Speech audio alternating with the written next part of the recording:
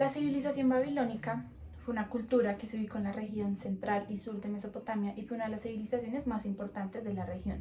Ganó su independencia después del periodo de renacimiento sumerio y existió entre los años 1792 y 539 a.C.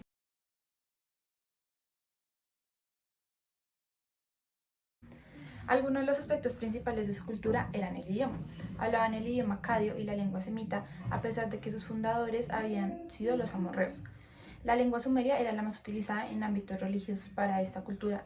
Y en su escritura contaban con un plan de estudios basado en la memorización de himnos, textos o libros sumerio-babilónicos, y su escritura adoptó el sistema sumerio, un sistema cuneiforme del que existen pocos registros. Luego adaptaron la tabla de arcilla como la base para su escritura. Por otro lado, su religión era politeísta y ellos creían en dioses mayores y menores a quienes les construían grandes templos.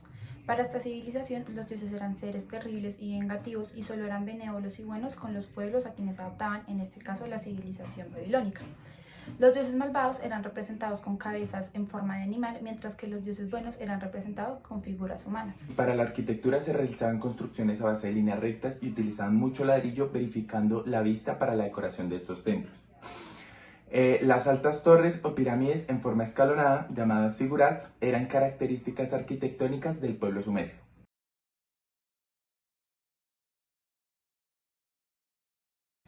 Hablando de su sistema político, este fue creado por el rey Hammurabi en el año 1750 a.C. y consistía en 282 leyes que habían sido escritas y proclamadas por el dios Shamash, quien era el dios de la justicia.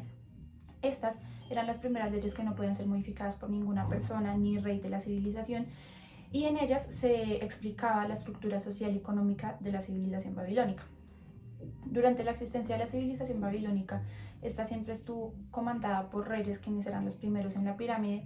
Le seguían los grupos de dirigentes como sacerdotes o mandos del ejército, y en el final de la pirámide estaban las personas libres o los esclavos.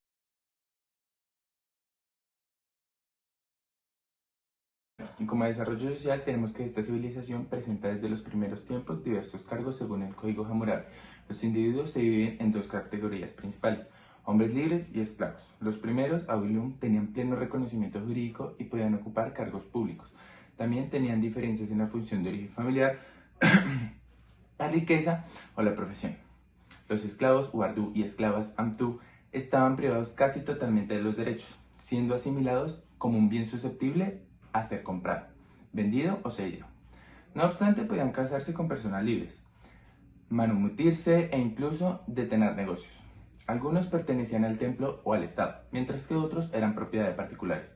Luego crearon una tercera categoría que eran los hombres semilibres, que agrupaba a personas que por alguna situación en especial habían sido privados de ciertos derechos, privados de la capacidad económica, y un grupo o casta relacionado con el templo que funcionó a modo autónomo del resto de la sociedad, adquiriendo y destacado un papel económico.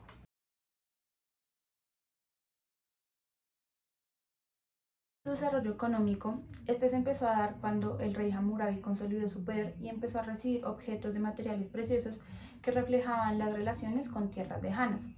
Los tesoros artísticos realizados en esta época se empezaron a extender más allá de Babilonia gracias al comercio y la diplomacia que conectaba la región con zonas del Mediterráneo.